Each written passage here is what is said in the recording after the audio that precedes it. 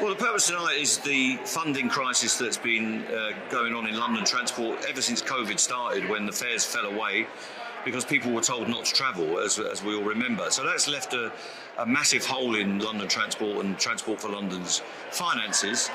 And the Mayor has had a multiple arrangement of short-term deals, sometimes as little as a week or two. He's got a 19-month deal now, but that seems to put services under threat to some extent, because we've got to trust that the Tories are going to finance that. But also it seems to put our members' pay, their jobs, their pensions and their terms and conditions on the table. And there is a very strong suspicion on our part that that will be all up for grabs, and that the Mayor is going to trade off our people against his need to bridge the gap on finances. So this is a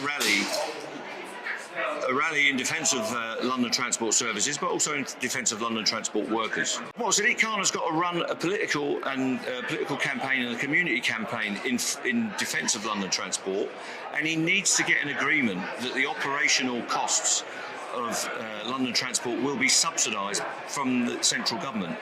Every other city in the world, important city, whether you go to Rome, Paris, New York, Munich, whatever you want to describe, has an operational subsidy, because this is our capital.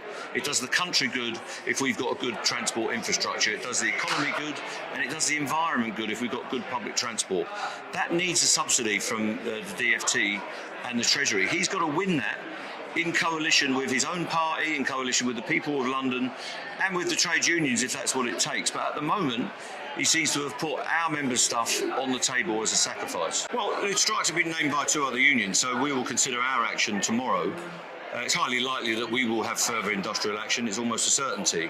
What the strikes have achieved is deferring some of this stuff. They threatened us with thousands of redundancies on Network Rail and the train operators. There are job cuts proposed in London Transport. They want to rip up our conditions, threaten our pensions, and we haven't got a pay deal. So we've pushed all those things back, and we've got the companies to come to the negotiating table, and we've made these issues a national agenda. Everyone's talking about it, and we've spread it out to other sectors, if you like. So we've achieved a lot in that short time with a fairly small group of people, 80 or 100,000 transport workers in total on the railway.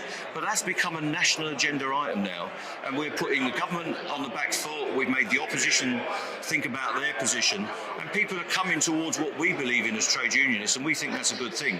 But we will get a deal in the end that rewards our people for their sacrifices. Well, it's great that the Senator's come over. He reached out to us. We had this meeting arranged. We thought it was going to be fairly small scale, to be honest with you. And people showed a lot of interest, and now that he's come into the equation, coming here to express his solidarity for workers in the UK, but also around the world and in his home country of the USA.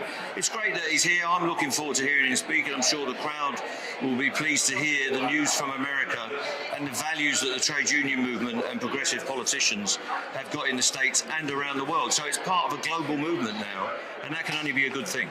What we've got in front of us here is a defensive dispute that we're running along with the other trade unions. That goes for the National Railway and it goes for London Transport. They've got their tanks on our lawn right now, and they've got the tanks on the lawn of the working class, if you're happy to have, lucky to have one, all over this country. Every single public service that we have built since the Second World War, in the settlement that the Attlee government brought to us, is now under attack. Whether it's the health service, the care service, the education services, the transport services, every single one of them is under attack, and the unions and the labour movement have to keep this fight back going and spread it right across the country, starting now. And let's be clear as well, transport is a class issue. You've heard it from many of the speakers tonight.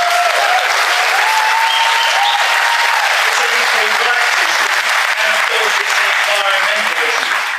The poorest people in this country will be attacked by poor public transport provision.